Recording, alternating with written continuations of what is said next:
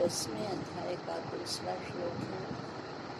मेरा जन्म नहीं जाने महर्षि और देवता, क्योंकि महर्षि देवों का मैं ही कारण आदि हूँ।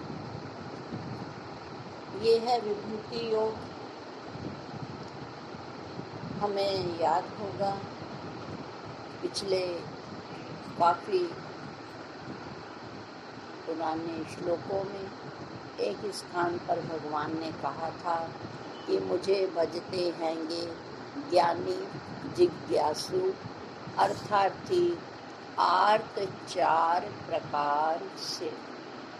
या तो मुझे कोई ज्ञानी व्यक्ति याद करता है, या जिसके जीवन में मुझे प्राप्ति की जिज्ञासा होती है, मेरी प्राप्ति की इच्छा करता है, अथवा अर्थार्थी किसी को मुझसे कोई प्रयोजन, कोई मतलब होता है, और फिर चौथा जो दुखी और व्याकुल होता है वही मुझे याद करता है।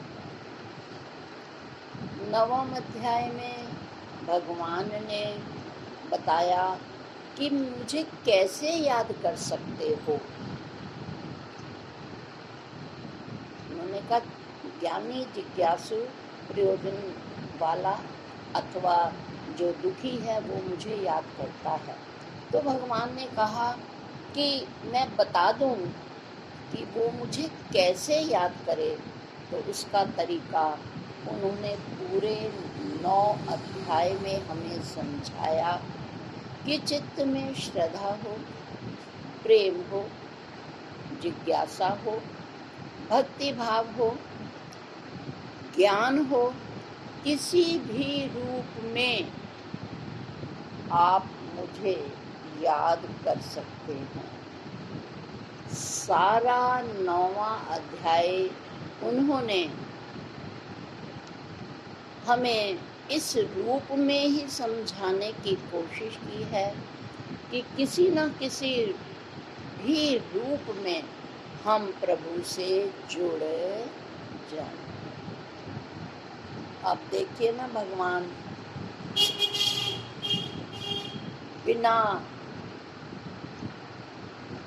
उसके भी हमारे बताए हमारी समस्या को जानते हैं कि जब ये किसी भी रूप से मुझे जब जुड़ने की मुझसे कोशिश करेगा तो उस रास्ते में सामने वाले का व्यवहार, सामने वाले की स्वभाव, गुण, दोष सब सामने आ जाएंगे और इससे जुड़ने में बहुत मुश्किल होगी, क्योंकि इसका ध्यान फिर सामने वाले व्यक्ति के स्वभाव गुण पर, दोष पर आ जाएगा और ये आकार में फंस कर रह जाएगा और फिर मुझ तक ये पहुँच नहीं पाएगा। तो आज वो इस 10वें अध्याय में विभूति योग के द्वारा हमें समझाने की ये कोशिश कर रहे हैं कि ये बिल्कुल सही है कि संसार में अनेकता है, अनेक गुणों के लोग हैं, उनसे सामंजस्य बैठाना बहुत मुश्किल है। उन गुण दोषों के पर्वत को, बाधाओं को पार करके मुझ तक पहुंचना नितांत मुश्किल है।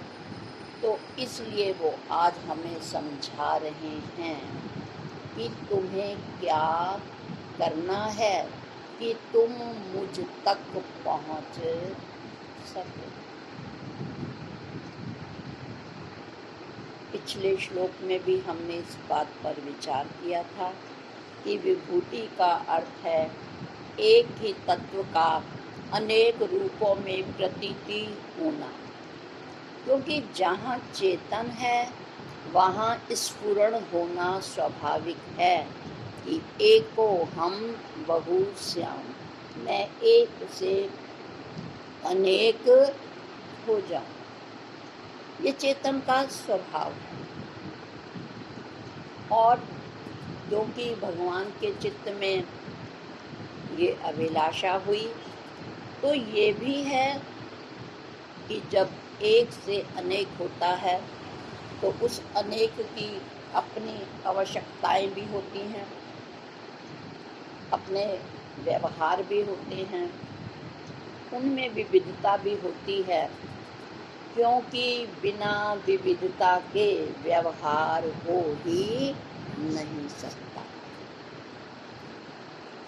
किचन में रोज ही एक सब्जी बने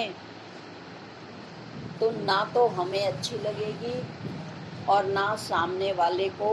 वो हमें कोई व्यवहार कुशल नहीं कहेगा, कहेगा ये कोई समझदारी है, बार बार तुम हर दूसरे दिन वही चीज़ बना देती हो, इसका मतलब है तुम्हें कुछ और बनाना नहीं आता। तो इसी तरह से क्या अगर रसोई में एक या दो चार तरह के बर्तन हों तो क्या हमारी रसोई का काम ठीक से हो पाएगा?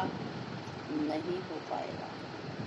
कहने का तात्पर्य ये है, व्यवहार के लिए अनेकता की बहुत जरूरत होती है। तो भगवान को ये बात पता है, तो इसलिए कह रहे हैं कि इन सब की विभिन्नताओं को देखते हुए मन में ये विचार करो कि ये अनेकता भगवान का ऐश्वर्य है।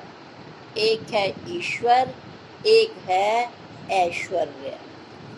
तो ये संसार चलाने के लिए इस ईश्वर को ऐश्वर्य की जरूरत पड़ी, इसलिए उसने क्या किया,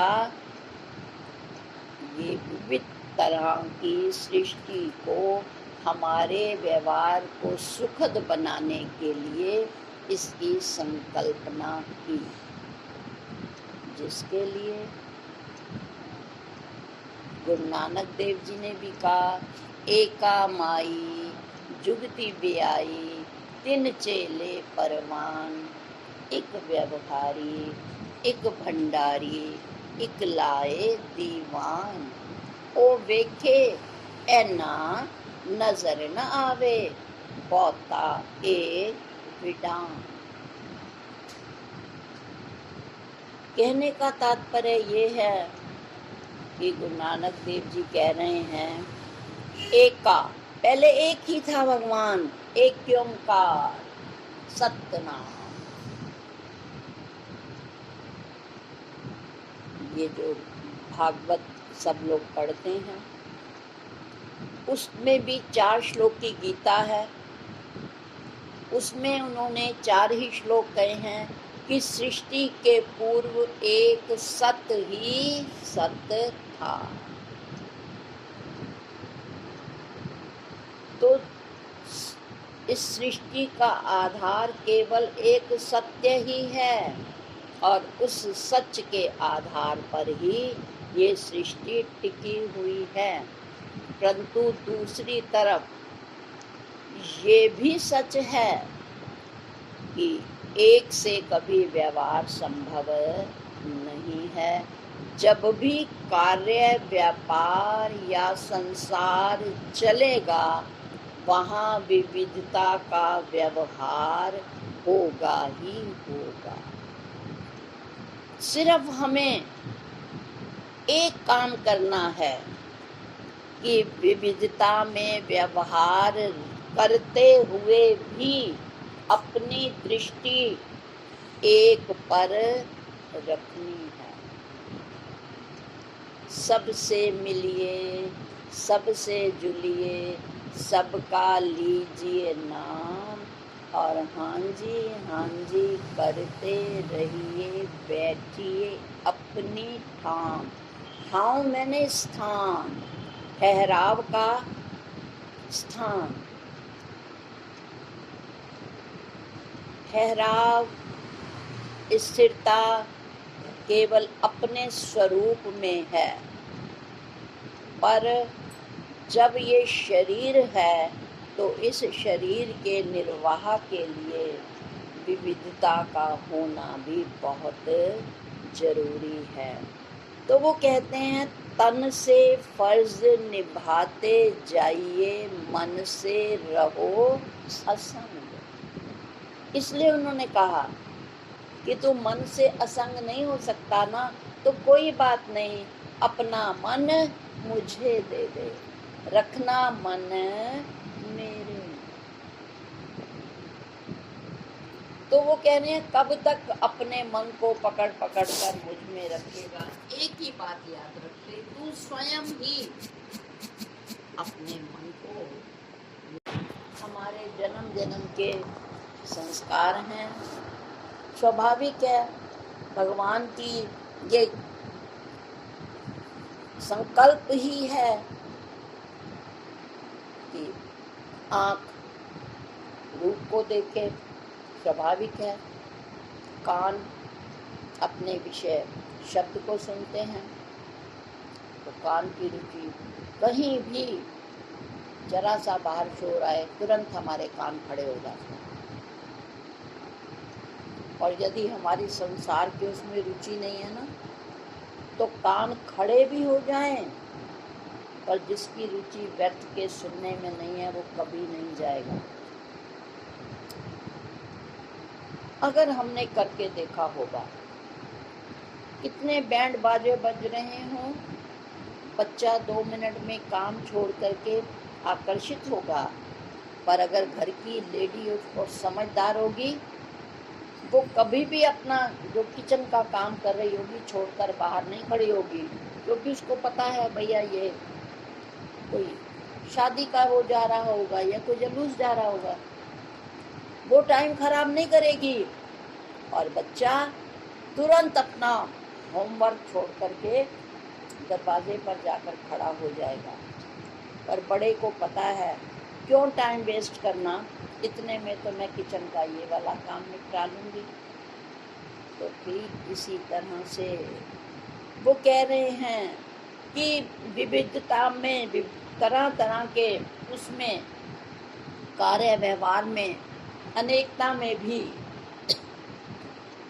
जिस साधक को रुचि होती है वो जुड़ ही जाता है। तो कितनी कृपा है भगवान की, कमाल है। गत विशेष रूप से 7वें अध्याय से उन्होंने आधार की बात की थी, मेरे आधार से लौ से करेगा पार्थ योग। वहीं से उन्होंने बार बार जुड़ने पर जोर दिया है। एकम सत विप्रा बहुधा वदन्ति। वहाँ तो अलग अलग संतों ने, अलग अलग विद्वानों ने एक बात को समझाने के लिए अनेक उदाहरण लिए हैं।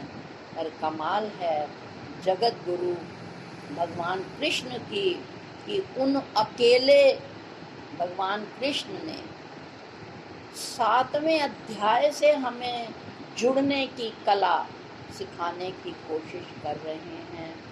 और आज के इस श्लोक में भगवान यही बता रहे हैं कि क्यों नहीं जानते महर्षि और देवता, क्योंकि वो बाह्य, अभी भी मेरे बाह्य रूप पर बैठे हैं,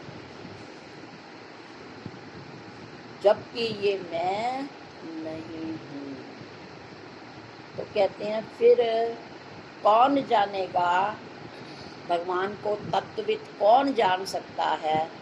उसके लिए भी भगवान ने कहा, जो जाने यह देह जनाई, और जानत तुम्ही होई जाए। जिसको भगवान जनाना चाहें, जिसको भगवान ऐसी कृपा दृष्टि करना चाहें, वो ही जान पाएगा। कुछ भी तो भगवान ने नहीं छोड़ा। एक स्थान पर कहा है, आश्चर्य से एक इसे कहे हैं, आश्चर्य से एक इसे सुने हैं, सुन के भी है बोध नहीं किसी को। क्यों बोध नहीं है? बिना प्रभु की, गुरु की प्रसन्नता के बोध हो ही नहीं सकता। दूसरे स्थान पे भी कहा, बिरलों में बिरला योग आचरे, आचरने वालों में से बिरला ही लगे मुझे। हम तो संसार में रल जाते हैं, यहाँ से सुनते हैं, 4 व्यक्ति खड़े होंगे, हम भूल जाएंगे हम अभी माया का स्वरूप सुनकर आए हैं, हमने माया में नहीं फंसना। पर बाहर अगर 4 स्त्रियां खड़ी हैं और हम सत्संग से उठकर गए, तुरंत माया व्याप जाती है। और क्योंकि हमें अभी इतनी गहराई में सत्य समाया ही नहीं कि हम साइड लेकर चले जाएं कि हमें व्यर्थ की बातों में क्या लेना। जब तक इतना पुरुषार्थ नहीं होगा और अभी भी संसार में रुचि बनी रहेगी, तो भले ही महर्षि के रूप में हम महर्षि बन जाएं, हमें डिग्री मिल जाए, चाहे हम देवता बन जाएं,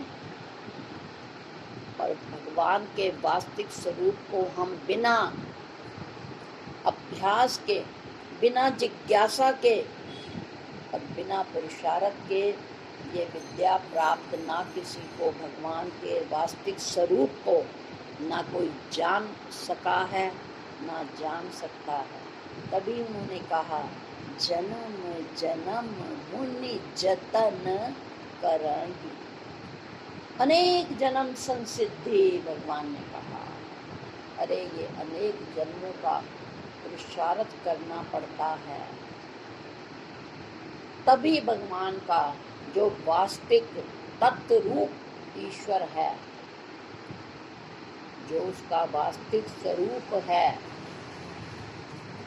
उसको जान सकते हैं। तो इसके लिए भगवान यही कह रहे हैं, वो क्यों नहीं जानते? क्योंकि वो आधार से जुड़ते ही नहीं हैं।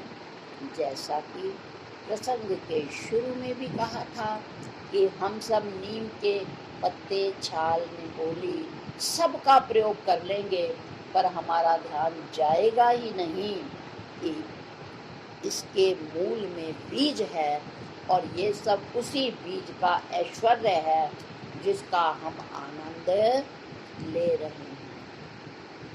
इसलिए जैसा जैसा दृश्य आता है, जैसे जैसे प्रसंग आते हैं, संसार का व्यवहार चलता है, हम कभी उसमें सुख के झूले में झूल लेते हैं, तो कभी दुख के झूले में झूल लेते हैं। ज़्यादा से ज़्यादा मंदिर चले गए, हाथ जोड़ लिया, वो भी ना हुआ, घर में आरती कर ली, पूजा कर ली, 2 मिनट हाथ जोड़ लिए और हमने सोचा कि हमने बहुत कुछ कर लिया और आगे बढ़े।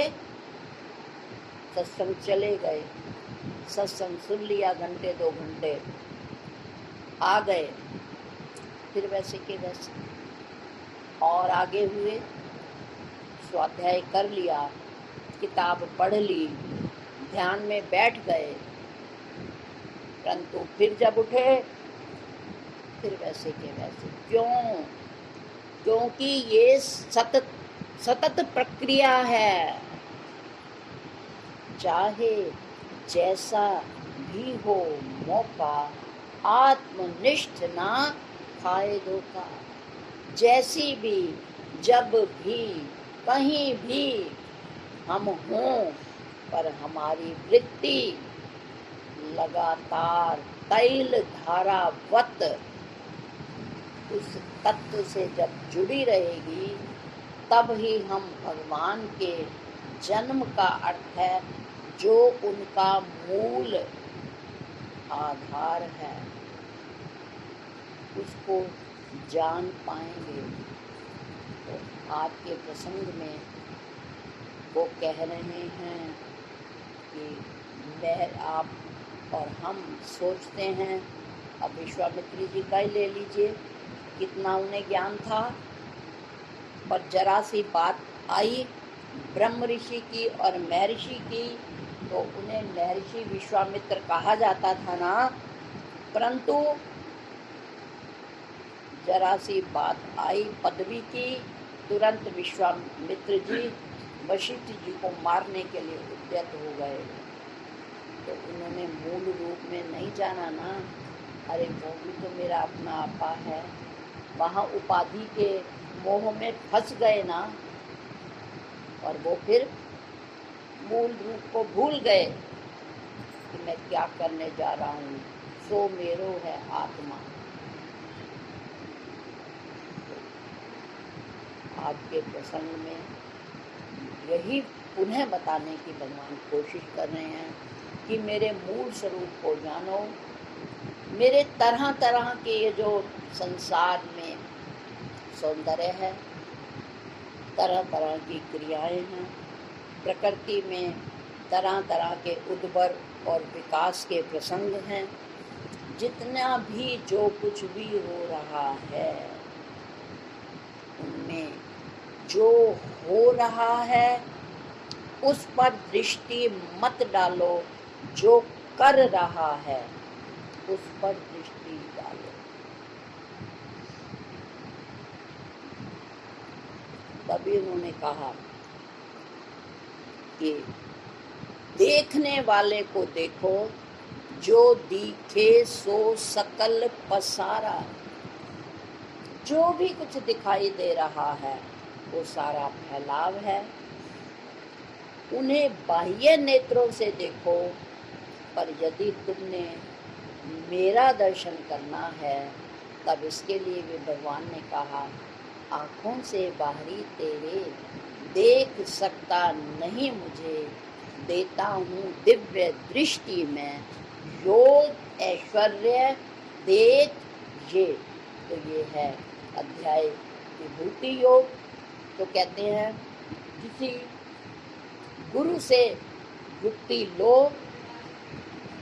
उनसे युक्ति ले करके, क्योंकि इन बाह्य आँखों से या थोड़ा बहुत सुन लिया, थोड़ा बहुत पढ़ लिया, परंतु यदि गहराई में नहीं गए तो तुम मेरे उस गहरे स्वरूप को, मेरे वास्तविक स्वरूप को नहीं देख पाओगे। तो इसीलिए भगवान कह रहे हैं अर्जुन के माध्यम से हमें भी कि गुरु से ज्ञान लेकर के, क्योंकि ज्ञान को तीसरा नेत्र कहा गया है। विद्या ज्ञान मनुष्य का तीसरा नेत्र है।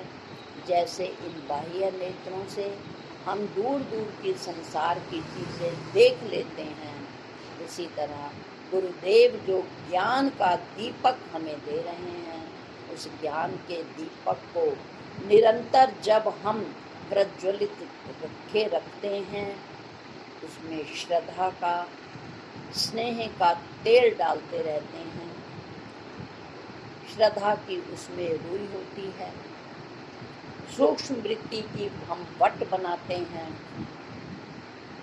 तो सब से लेकर के जो दिया तैयार होता है, उस दिए की जहाँ जहाँ दौड़ जावे मन चंचल अस्थिर, वहाँ वहाँ जोड़ देना आत्मा में वश यूं करें। तो कहते हैं जब जब मन विविधता में दौड़ने लगे तो उसको पकड़कर एकता में ले आना, यही सारांश है विभूति योग का, कि विभिन्नता में हमें एकता कैसे रखनी है। तन और इसका व्यवहार संसार के लिए है, पर मन और बुद्धि परमार्थ में लगाओ। उन्होंने कहा कि पहले एक सत ही सत था, एक ओंकार। तो फिर दूसरी जगह उन्होंने कहा एका माई जुगती वे आई। भगवान ने सोचा इतना बड़ा संसार मैंने बना दिया, इसका व्यवहार कैसे चले। तो उन्होंने संकल्प से सबसे पहले किसको खड़ा किया? माया को खड़ा किया। माया यानी प्रकृति। प्रकृति से हुए पार्थ गुण सत्व रजो तमो। तो पहले ईश्वर के मन में सृष्टि चलाने के लिए क्या हुआ? स्फुरण हुआ कि मैं एक से अनेक हो जाऊं, और उस अनेक व्यवहार संसार को चलाने के लिए फिर उन्होंने स्फुरण किया। तो प्रकृति की रचना संकल्पना की, और उस प्रकृति से फिर 3 गुण हुए, सतोगुण, रजोगुण, तमोगुण। और उन फिर 3 गुणों से क्या हुए? 5 तत्व हुए। और 5 तत्वों से, जैसा कि पिछला प्रसंग भी था अष्टावक्र गीता जी का हम दोहरा रहे थे, उनमें भी पीछे ही उन्होंने 5 से 25 यानी पंचीकरण जिसे कहा जाता है, हमने उसको संक्षिप्त में दोहराया था। तो इस तरह उन्होंने सृष्टि की रचना की कि जीवों का कार्य सुचारू रूप से हो सके। पर यहाँ हमारी बस गलती यही हो गई कि हम 5 से 25 के फेर में फंस गए, और जो उसका मूल था उसे भूल गए। जैसे नीम का पेड़ लगा है, उसकी छाल, उसकी पत्ती और उसके फल की जब जब जरूरत हुई हमने उसका प्रयोग किया। शरीर में फोड़े फुंसी हुए तो हमने उसकी जो छाल थी उसको रगड़कर उसका प्रयोग किया। अंदर गर्मी हो गई या खून में कोई डिस्टरबेंस आ गई तो हमने उसकी पत्तियों का रस लिया खून साफ करने के लिए, और निम्बोलियों का प्रयोग किया। हमने उसके सब अंगों का प्रयोग किया, उनकी तो तारीफ की, पर हम मूल को भूल गए कि ये कहाँ से हुए। हम बीज को भूल गए और शाखाएं पत्तों में अटक गए। तो बस यही हमारी मूल की भूल हमारे लिए शूल बन गई। जो संसार ईश्वर ने हमारे मनोरंजन के लिए, खेल के लिए बनाया था, वही खेल हमारे को उल्टा पड़ गया। जैसे माँ ने काम करते करते आकर के बच्चे को गर्मी न लगे, माँ ने छोटा सा पंखा चला दिया, मेरा बच्चा गर्मी में ना बैठे। बच्चा छोटा था, खेल रहा था, माँ ने पंखा चला दिया, बच्चा उठा और उसने क्या किया, बिना सोचे समझे चलते पंखे में उसने अपनी उंगली दे दी। अब माँ ने तो उसके सुख के लिए व्यवस्था की थी, पर बच्चे ने नासमझी में जिस पंखे से उसे सुख लेना था वही पंखा उसके दुख का कारण क्यों बना। उसकी नासमझी ने उसे दुख दिया, माँ ने उसे दुख नहीं दिया। ठीक इसी तरह हमें जब भी कोई संसार में असुविधा होती है, जब अनुकूलता होती है तब हम संसार में बड़ी मस्ती लेते हैं, हमारा जीवन बड़ा स्मूथ चलता है, हमें जरा भी भगवान की याद नहीं आती। और जब कोई प्रतिकूल परिस्थिति आती है तो थोड़ा समझदार तो भगवान को याद करता है, और कुछ जो ना समझ हो वो याद करने की बजाय भगवान को ही दोष देते हैं। बैठे बैठे ने संसार की रचना कर दी, आप तो मस्त हो गया, और हमारे लिए उसने क्या किया, क्या है ये भगवान। तो हम भी तो भूल जाते हैं ना कि उसने इस संसार की संरचना एक खेल समझकर हमारे लिए बनाई थी, और हम खेल खेल में अपना लक्ष्य भूल गए, गलत रास्ते पर चल गए, और उसके कारण ही हमें दुखानुभूति को सहन करना पड़ा। तो आइए, इस श्लोक में भगवान कह रहे हैं, अपने मूल को भूलना ही सबसे बड़ी भूल है।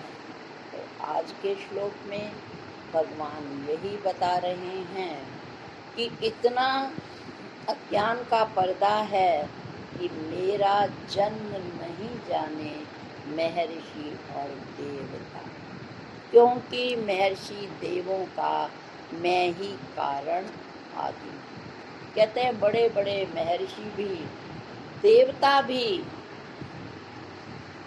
मेरे स्वरूप को, भगवान का जन्म नहीं होता, उन्होंने एक शब्द दे दिया, परंतु कहते हैं कि बड़े बड़े महर्षि और देवता भी मेरे जो तत्वतः मेरा स्वरूप है उसको नहीं जानते।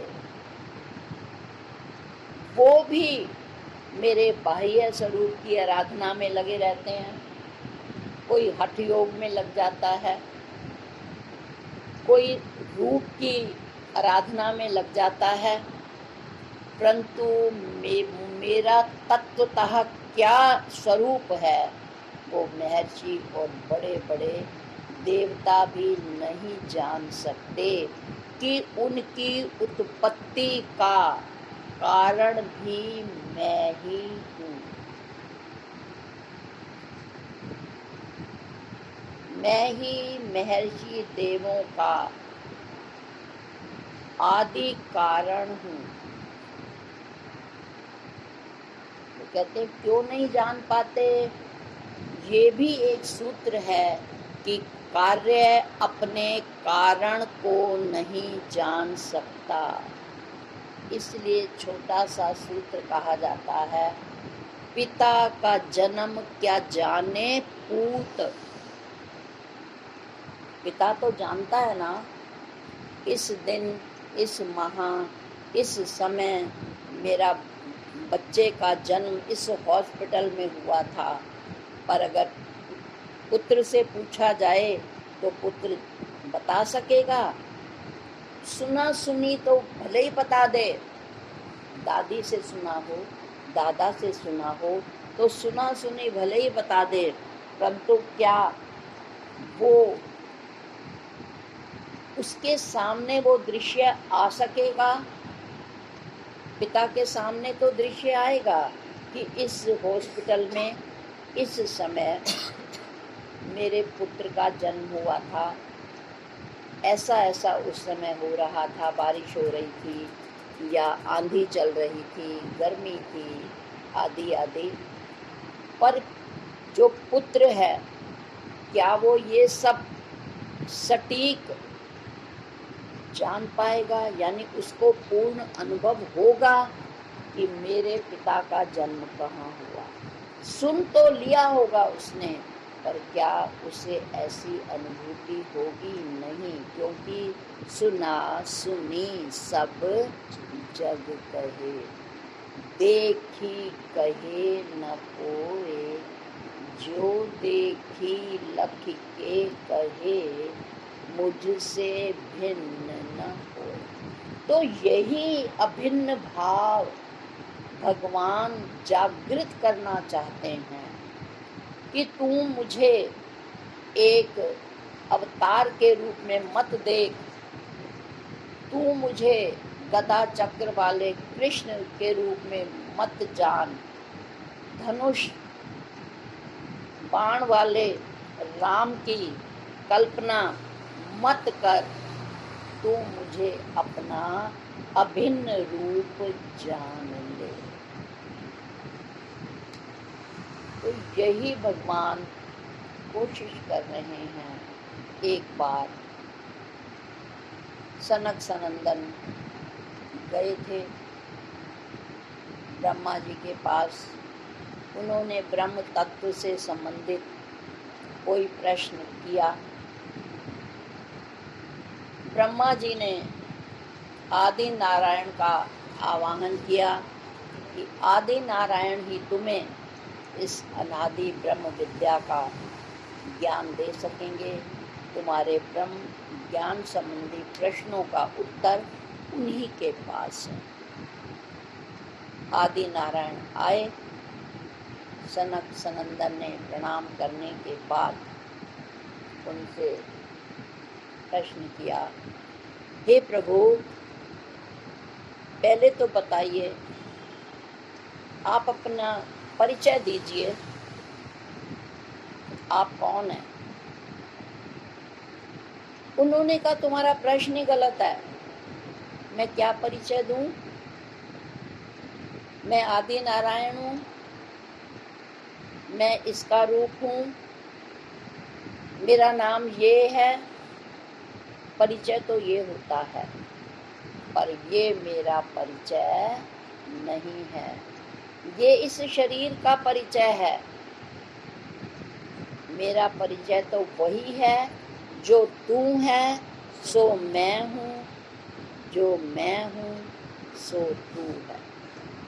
उन्होंने भी यही बात कही जो हनुमान जी ने, भगवान राम जी ने जब उनकी परीक्षा लेनी चाहिए थी, तब उन्होंने भी हनुमान जी से ये प्रश्न किया था, हनुमान जी तुम मुझे क्या समझते हो?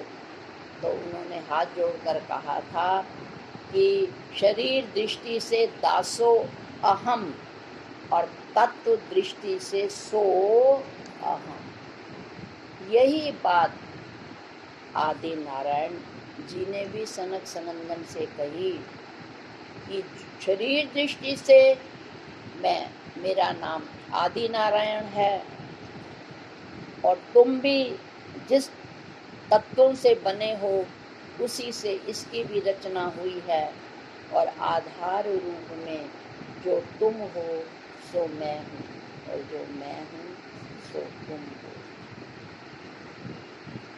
तब उन्होंने कहा, किसके लिए ब्रह्मा जी ने मेरा आवाहन किया है? तो हाथ जोड़कर उन्होंने कहा कि हे प्रभु,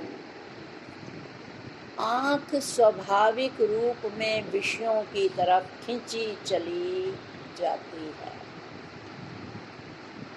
कान स्वतः अपने कारण शब्द में चले जाते हैं, क्योंकि शब्द जो है कान का गुण है ना। कितनी दूर कोई वस्तु बन रही हो, नाक वहीं बैठे बैठे वहाँ की सुगंध ले आती है। तो हम एक जगह होते हैं, पर ये इंद्रियां जा करके वहीं बैठे बैठे अपने विषयों तक पहुंच जाती हैं, पर जो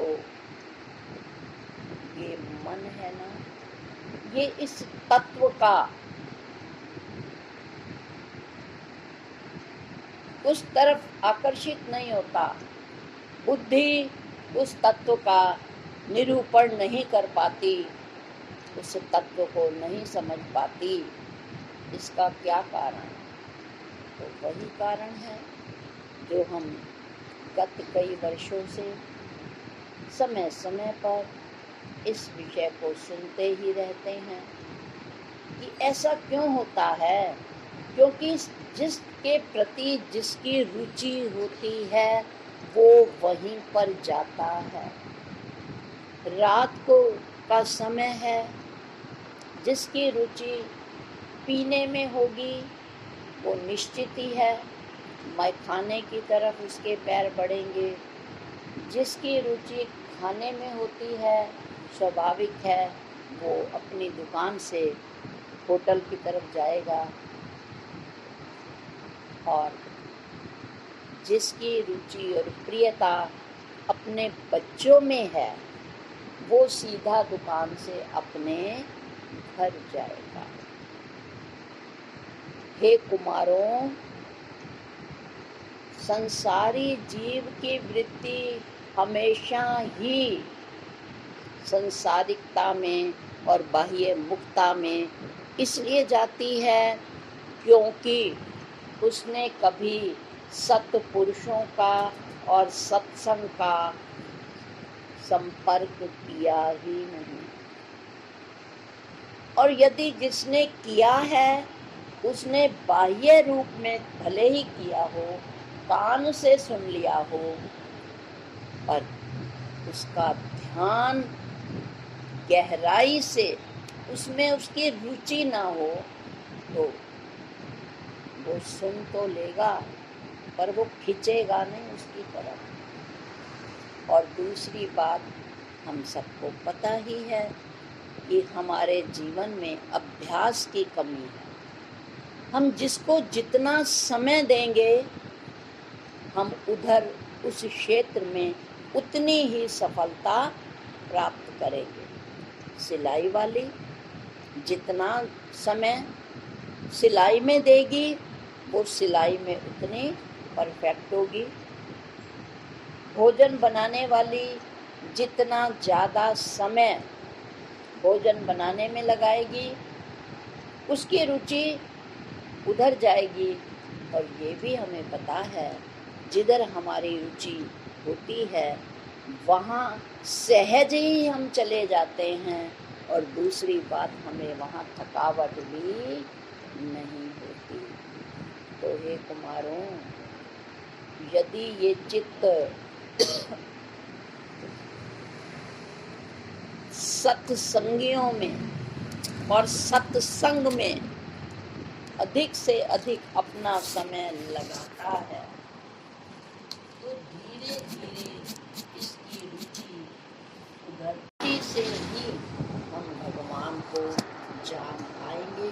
तो इसलिए वो हमें कह रहे हैं, अंधकार में मत रहना, मेरे वास्तविक स्वरूप को। महर्षि और देवता भी जब अंतःकरण के स्तर पर बैठे हैं तो वो नहीं जान सके, तो फिर आप सामान्य व्यक्ति भला मेरे स्वरूप को कैसे जान पाओगे। यदि तुम्हें वस्तुतः मुझे जानना है और मुझसे जुड़ना है, तो गुरुदेव के दी गई विद्या, सत्य शास्त्रों का साथ हो, सत्संगियों का साथ हो, सद्गुरु का साथ हो, वो भी निरंतर अभ्यास हो, निरंतर रुचि बनी रहे, तब ही तुम मेरे वास्तविक स्वरूप को जान सकोगे। इस श्लोक में भगवान हमें यही समझाने का प्रयास कर रहे हैं। तो आज का होमवर्क क्या है? विवेक कीजिए। विवेक क्या है? विविधता में एक का दर्शन करना विवेक है। तो दूसरे रूप में विभूति योग कहिए। विविधता में एकता को जानना, और विवेक का भी अर्थ है विविधता में एक को जान लेना। यही एक विवेकशील व्यक्ति का कर्तव्य है और यही विवेक का सदुपयोग है। और यदि हम इस विवेक का सदुपयोग कर लेंगे तो हम प्रभु को जान भी पाएंगे और हमारे जीवन का जो लक्ष्य है वो भी पूरा हो सकेगा। ओम शांति शांति शांति।